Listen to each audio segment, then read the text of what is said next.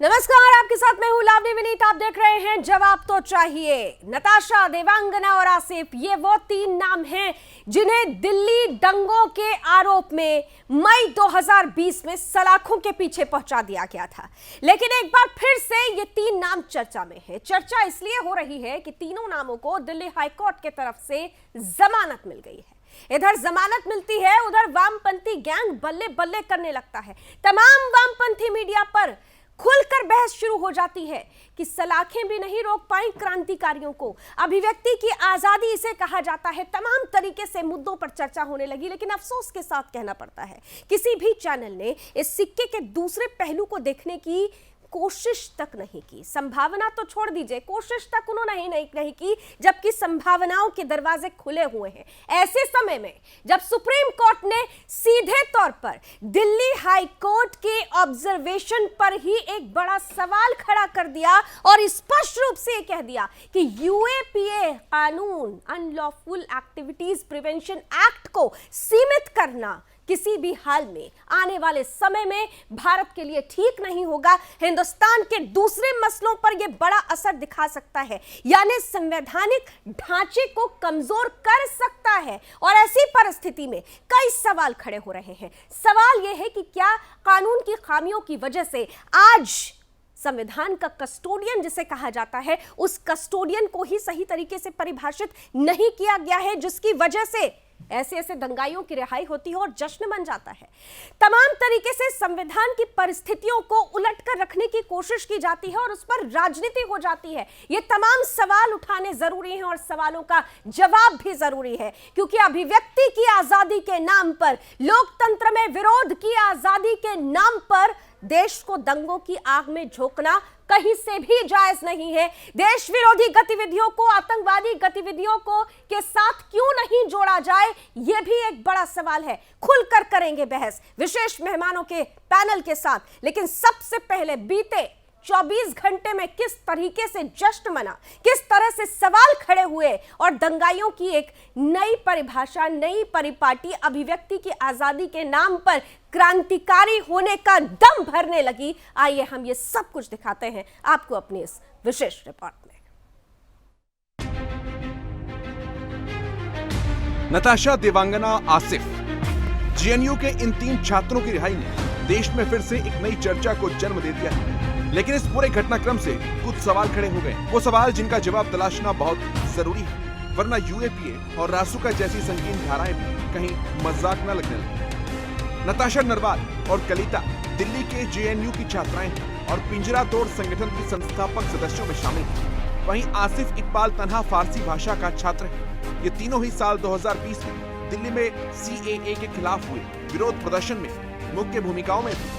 इन्हीं प्रदर्शनों के बाद दिल्ली दंगों से जुड़े मामलों में इन तीनों को अभियुक्त बनाया गया। न्यायाधीश सिद्धार्थ मृदुल और अनूप जयराम बंभानी की बेंच ने ये कहते हुए तीनों छात्रों को जमानत दे दी कि इनके ऊपर लगाए गए आरोप प्रथम दृष्टया यूपीए की धारा 15, 17 और 18 के अनुरूप नहीं है। हालांकि दिल्ली पुलिस को हाईकोर्ट की टिप्पणी रास नहीं आई और पुलिस ने कोर्ट के आदेश को सोशल मीडिया नैरेटिव के आधार पर दी गई जमानत बताया।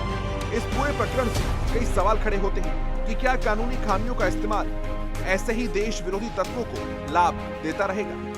क्या दिल्ली पुलिस के पास मौजूद सबूत इन छात्रों के वकीलों के सामने फीके पड़ गए? क्या कोर्ट में मौजूद न्यायाधीशों को इनके कृत्यों में कुछ भी अनलॉफुल नजर नहीं आया?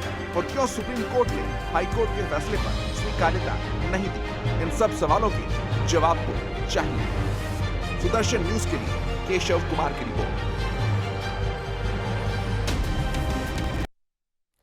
तो नैरेटिव कहां सेट हो रहा है, कौन सेट कर रहा है, कब तक सेट होगा और कब तक ऐसे नैरेटिव देश के लिए हानिकारक, घातक हो सकते हैं, ये सब कुछ सवाल उठ रहे हैं इस रिहाई के बाद और इसीलिए इन सवालों का जवाब जरूरी है। आइए, चार मेहमानों का पैनल इस वक्त हमारे साथ जुड़ चुका है। चारों विशेष अतिथियों का मैं स्वागत करती हूं। हमारे साथ आज जुड़ रहे हैं सुप्रीम कोर्ट के सीनियर एडवोकेट अश्विनी उपाध्याय जी, बहुत बहुत स्वागत। हमारे साथ आज जुड़ रहे हैं दिल्ली हाई कोर्ट के सीनियर एडवोकेट विपिन कुमार जी, बहुत बहुत स्वागत विपिन जी। साथ ही साथ सरकार का पक्ष रखने के लिए हमारे साथ जुड़ रहे हैं बीजेपी प्रवक्ता शुभेंदु अवस्थी, बहुत स्वागत। और हमारे साथ वामपंथ का बड़ा चेहरा है बड़े लीडर हैं सुनीत चोपड़ा जी। बहुत बहुत स्वागत सुनीत जी, बहुत दिनों के बाद आपसे इस तरह मंच पर खुली बहस करने का मौका मिला है। उम्मीद करती हूं कि आज सार्थक बहस होगी, क्योंकि मुद्दा देश से जुड़ा हुआ है, मुद्दा देश की सुरक्षा से जुड़ा हुआ है, देश हित से जुड़ा हुआ है। अश्विनी जी, आपके साथ शुरुआत करना चाहूंगी।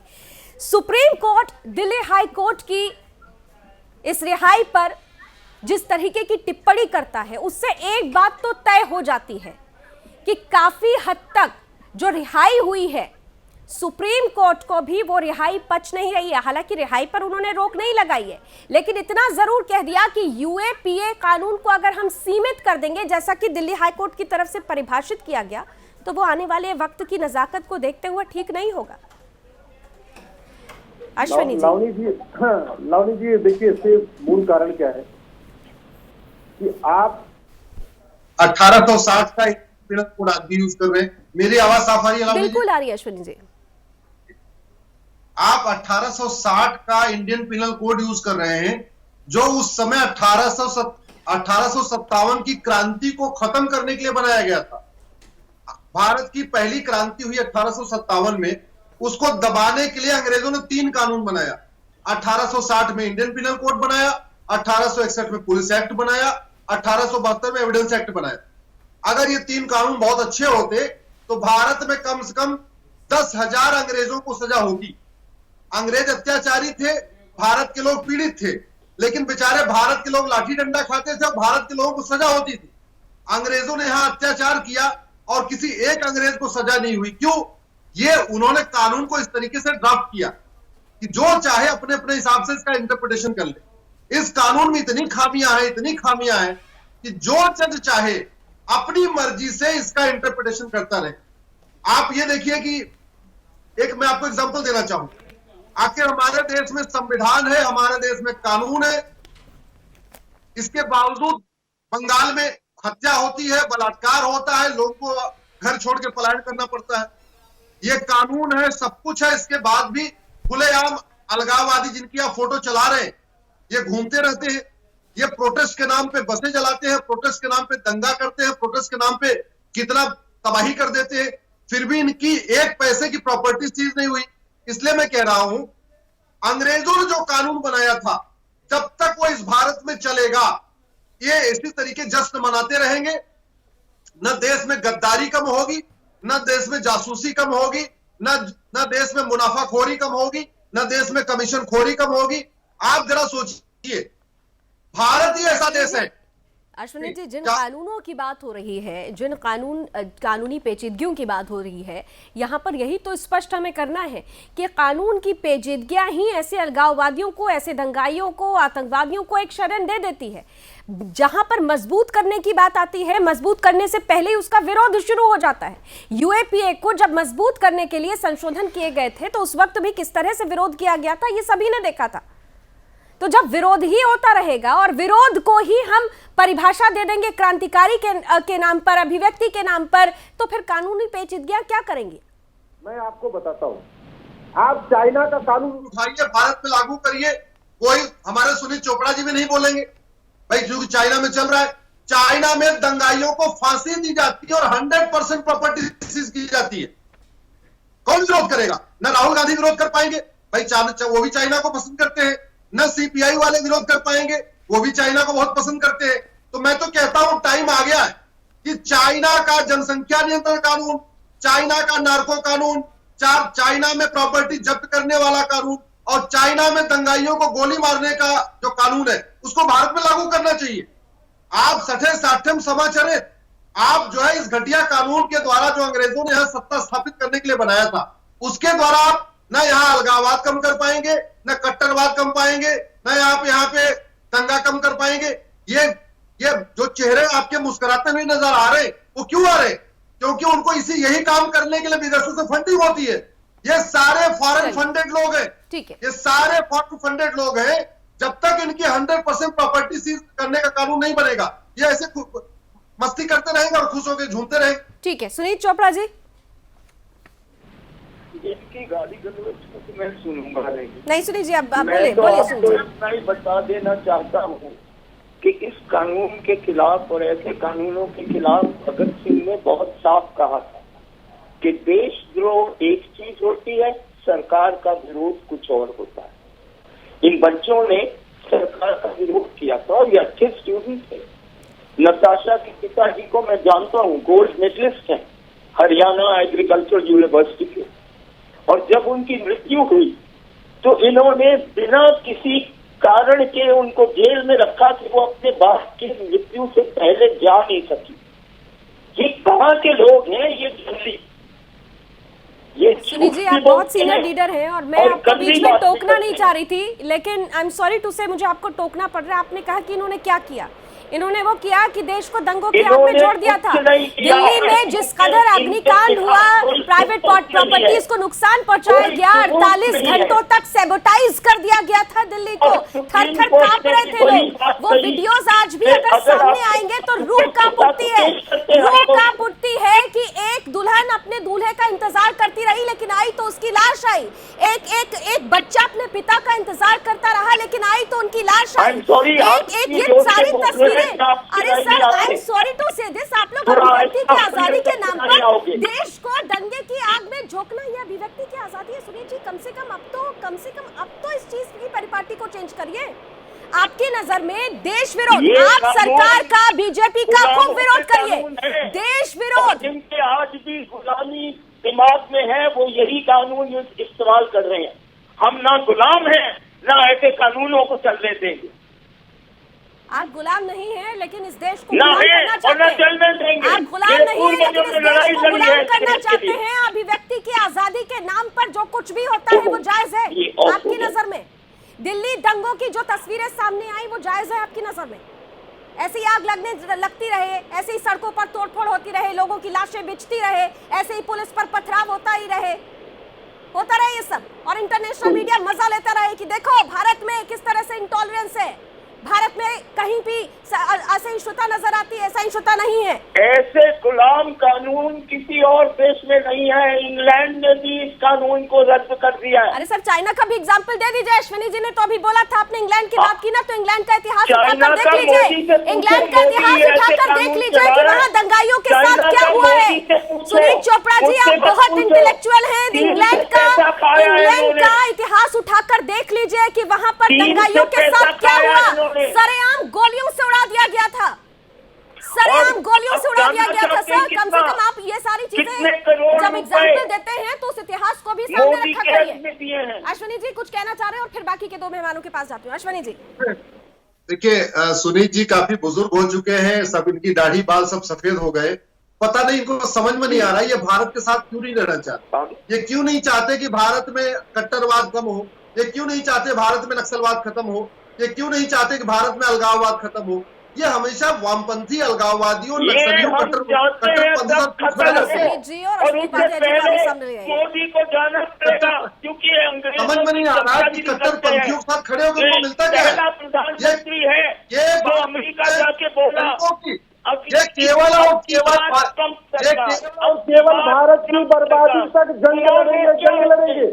इनका एक ही मिशन है, भारत की बर्बादी तक जंग लड़ेंगे। सुनील चोपड़ा, आप जैसे गद्दारों के, इस देश में आप जैसे गद्दार इसलिए बैठे हैं कि यहाँ कानून घटिया है। अगर चीन में होते तो आपका गला काट दिया जाता। अगर ऐसी गद्दारी अमेरिका में करते, ऐसी गद्दारी चीन में करते, ऐसी गद्दारी फ्रांस में करते, तो अब तक आपका एक एक पैसे, एक एक पाई जब्त कर लेते और आपको कम से कम 100 साल की सजा होती। जो गद्दारी आप बैठ के भारत में करते हो ना, अगर यही काम चीन में करते, फ्रांस में करते, यूके में करते, यूएस में करते, सिंगापुर में करते, कम से कम 100 साल की सजा होती। आपको पता क्या है? आपको पता क्या है? जनता करने वाले लोग कैसे रहो ना, प्रधानमंत्री अपने आप को जिस चीन की गुलामी करते हो, अरे जिस चीन की गुलामी करते हो वहाँ सीधे गोली मारा जाता है। पता है आपको? जिस चीन की गुलामी करते हो वहाँ सीधे गोली मार दी जाती है। तो घर में आग लगा दी जाती है, वहाँ पुलिस जाती है, परिवार को उठा के लाती है। तुम गुलामों के बच्चे हो। ऐसा है, केवल दलाली करते रहो, लेकिन चिंता मत करो, समय आ गया है।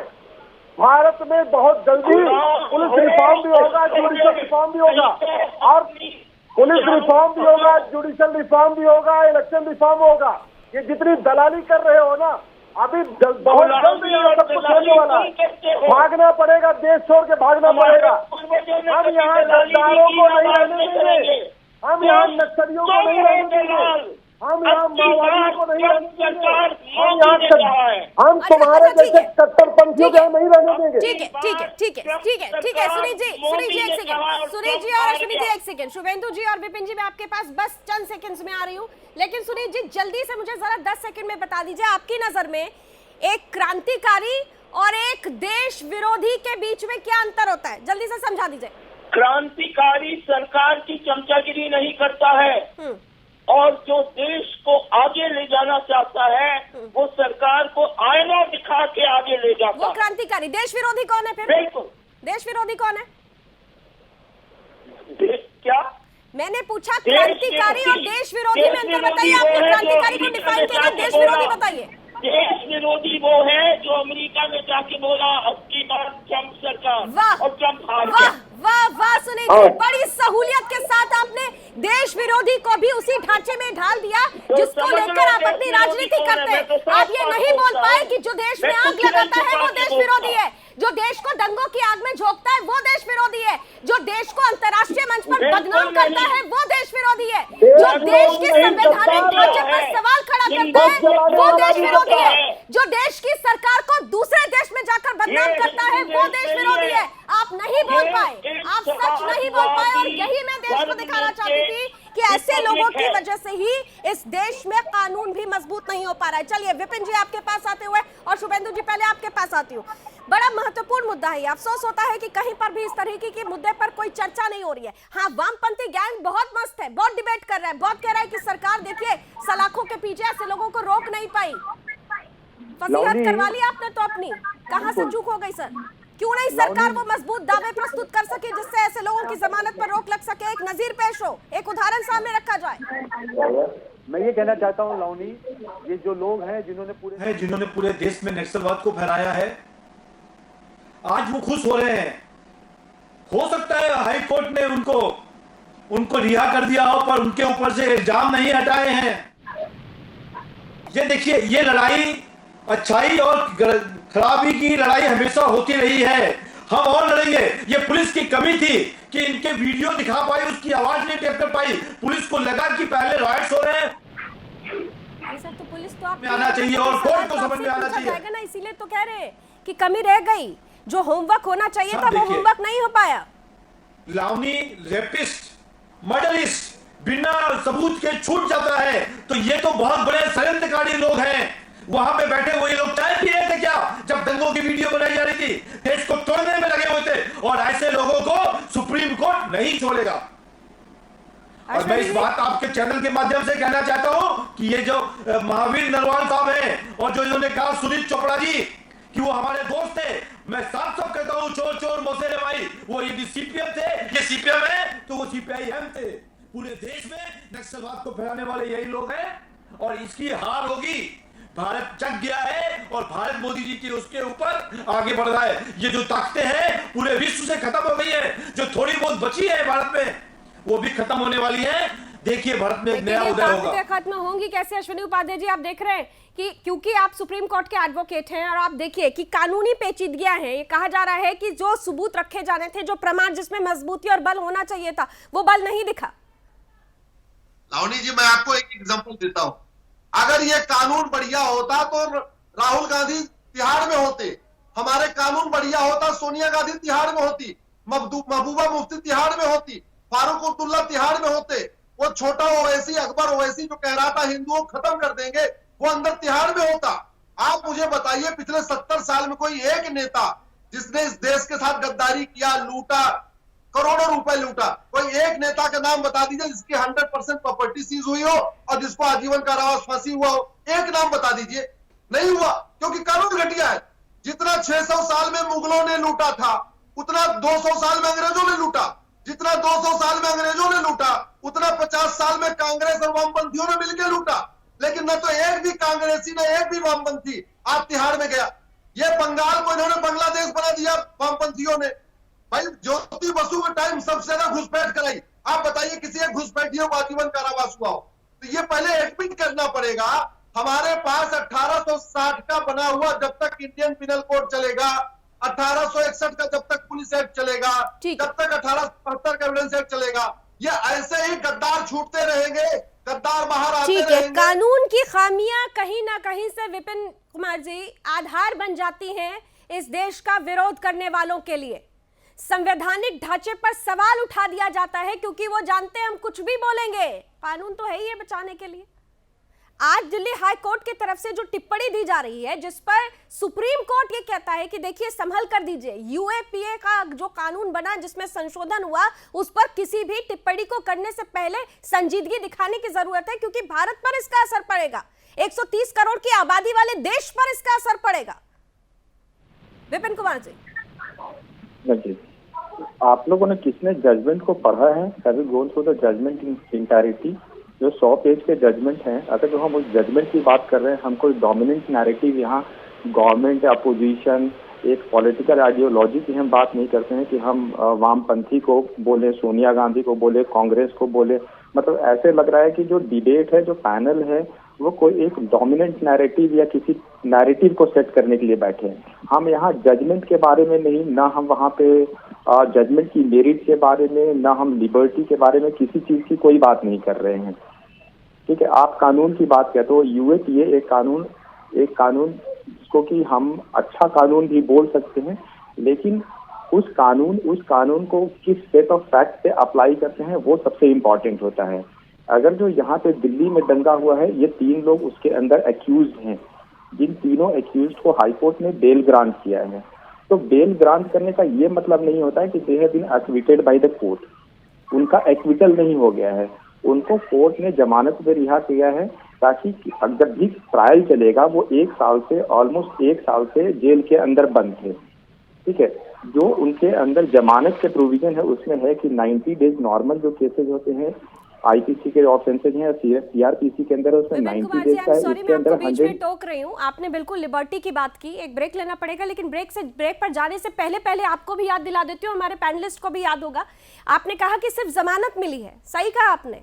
आपको पता है कि दिल्ली दंगों में कई ऐसे हिंदू हैं जिनका उस केस से कोई लेना देना नहीं है और आज भी उस सलाखों के पीछे हैं।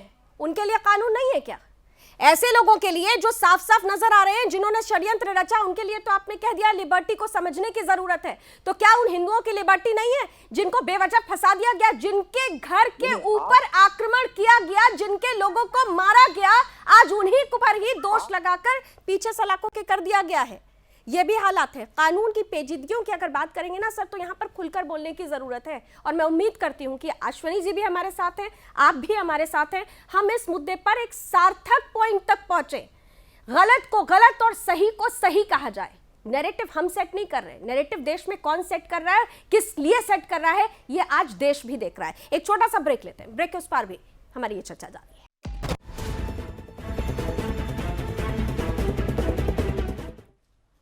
तो दंगाइयों की रिहाई पर राज चल रहा है। जिस तरीके से संविधान का हवाला दिया जा रहा है, दिल्ली हाई कोर्ट की तरफ से जमानत और फिर दिल्ली सुप्रीम कोर्ट का स्टेटमेंट, दिल्ली हाई कोर्ट की उस जमानत पर खासतौर से यूएपीए को लेकर जो कुछ भी दिल्ली हाई कोर्ट की तरफ से कहा गया, सुप्रीम कोर्ट जिस तरीके से उससे इत्तेफाक नहीं रख रहा है, ये तमाम बातें दिखाती हैं कि हमारे देश में कई बार ऐसा होता है कि कानूनी पेचीदगियों के चलते, कमजोर कानून की वजह से वो छूट जाते हैं जिन्हें छूटना नहीं चाहिए, और वो सलाखों के पीछे पहुंच जाते हैं जिन्हें जाना नहीं चाहिए। आज इसी अंतर को समझने की जरूरत है। देश विरोध और क्रांतिकारी होना, इसमें भी एक अंतर है। एक क्रांतिकारी और एक आतंकी के बीच में भी अंतर है, लेकिन यहां पर इस अंतर को ही धुंधलाया जा रहा है, और इसीलिए इस मुद्दे पर चर्चा जरूरी थी और हमने इसीलिए इस मुद्दे पर चर्चा रखी। ब्रेक के बाद एक बार फिर से चलते हैं पैनल के पास, और स्वागत करते हुए मैं सीधे अश्विनी जी, अगर अश्विनी उपाध्याय जी हमारे साथ जुड़े हुए हैं, मुझे लगता है शायद अश्विनी जी हमारे साथ नहीं है, हमारे साथ विपिन कुमार जी है। विपिन कुमार जी, ब्रेक से पहले आप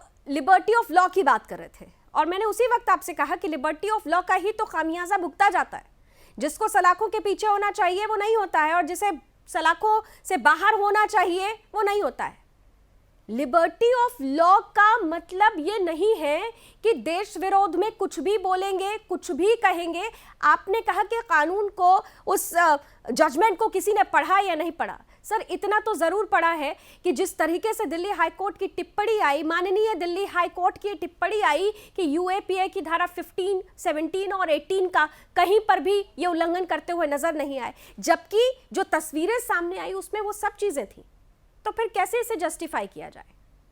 नहीं, अगर जो आपने बोला कि जो उनके एक्ट थे जो उनके एक्ट थे 15, 16, 17 जो भी है, इसमें टेररिस्ट एक्टिविटी का जो डिफिनीशन एक्ट के अंदर प्रोवाइड करा गया है, उनका कोई भी एक्ट था टेररिस्ट एक्टिविटी के अंडर फॉल कर रहा है या नहीं कर रहा है, उसके लिए हाईकोर्ट ने एक डिटेल्ड जो फैक्चुअल नरेशन के साथ साथ नंबर ऑफ केस लॉ उसने वहां पे रेफर करे हैं, और उसके बाद ही कोर्ट ने इस कंक्लूजन पे किया है कि उनका कोई जो एक्टिविटी था वो टेररिस्ट एक्टिविटी के अंदर फॉल नहीं कर रहा है। उसकी सबसे बड़ी रीजन ये है कि जो यहाँ पे बेल के जो लॉ हैं, जो नॉर्मल सीआरपीसी के अंदर जो बेल के प्रोविजन हैं, उससे जो बेल के लॉ हैं वो यूएपीए के अंदर डिफरेंट है। यूएपीए के अंदर जो भी जज होते हैं उनके ऊपर ये ओनस होता है कि उनको ये देखना होता है कि प्राइमा फेसाई इनके अगेंस्ट में जो एलिगेशंस हैं, जो मटेरियल हैं, उनके बेसिस पे जज एक ओपिनियन क्रिएट कर सकते हैं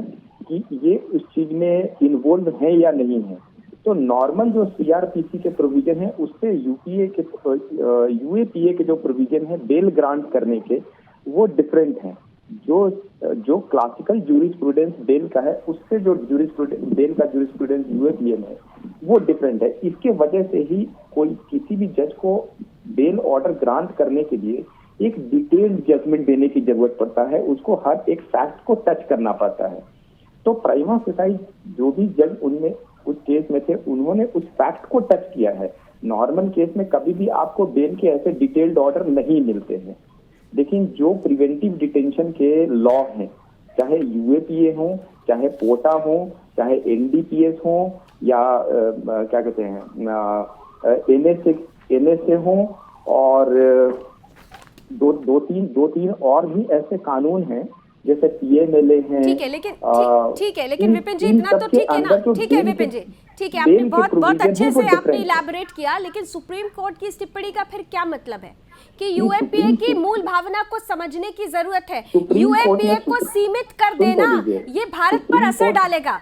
15, 17, 18 में साफ साफ लिखा है कि आपराधिक कृत्य क्या है। अगर आप साजिश करते हैं, अगर आपके पास ऐसे सबूत मिलते हैं, अगर आप दंगों के लिए एक रूपरेखा तैयार करते हैं, तो फिर वो आतंकी कहा जाएगा। मैं कहता हूँ देखो, एक हाई कोर्ट का जजमेंट है, सुप्रीम कोर्ट ने उस जजमेंट को लेकर के यही बोला है कि ये प्रेसिडेंस नहीं होगा फॉर अदर केसेस जिनके बेसिस पे दूसरे लोगों को बेल ग्रांट किया जाएगा, क्योंकि प्रेसिडेंस का मतलब होता है कि लॉ पॉइंट पे उसको हम सेटल नहीं कर रहे। लेकिन सुप्रीम कोर्ट ने कभी भी ये नहीं बोला कि जो भी जज होंगे जिनके पास बेल के मैटर आएंगे वो फैक्चुअल उसके चीजों को नहीं देखेंगे, वो फैक्ट्स उनको एग्जामिन करेंगे। जो लॉ लेट डाउन करा है हाई कोर्ट ने या लॉ जो डिस्कस करा है वो नीचे के किसी भी कोर्ट में या हाई कोर्ट में भी उस लॉ को एज ए प्रेसिडेंस करके बेल ग्रांट नहीं करेंगे। शुभेंदु अवस्थी जी, फैक्ट चेकर्स की बात हो रही है, फैक्ट चेक करने की जरूरत थी। क्या नहीं लगता आपको कि सरकार की तरफ का पक्ष जो था वो कमजोर हो गया, और इसीलिए आज ये जो बड़ी चर्चा इसीलिए हो रही है कि एक डिसीजन फैक्ट्स पर आता है, कोई भी डिसीजन सबूत और प्रमाण पर आता है। सबूत और प्रमाण नहीं जुटा पाए आप लोग।